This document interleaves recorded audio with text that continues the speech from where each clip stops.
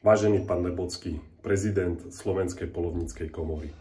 Ako členovi komory sa mi dostal mail, v ktorom nás, mňa konkrétne a kandidátov Slovenskej národnej rady očierňujete a dovolím si tvrdiť, že ste zneužili databázu našej apolitickej organizácie komory na šírenie polopravd a vecí vytrhnutých z kontextu. Tak, vážený pán prezident, aby sme si to uviedli na pravú mieru.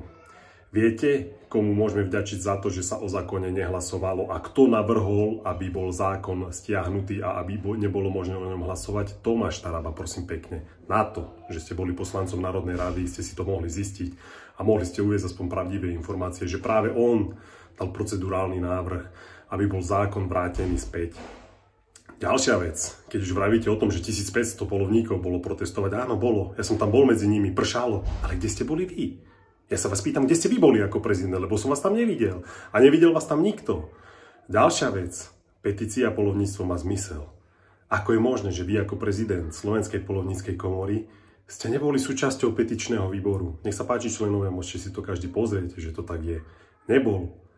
Viete, komu ľudia, komu poľovníci môžu najviac vďačiť za to, že sa zasadzujeme za ľudové poľovníctvo, za zachovanie poľovníctva?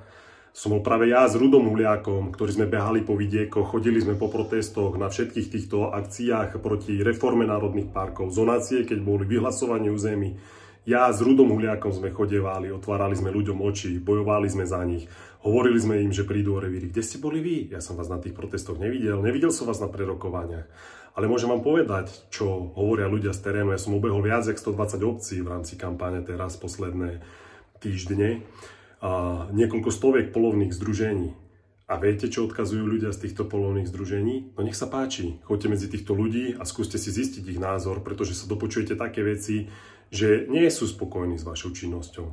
Takže keď sa bavíme o tom, že kto tu je za nejaké zachovanie poľovníctva ľudového, tu bola práve naša iniciatíva Ruda Huliáka, s ktorým sme si sadli.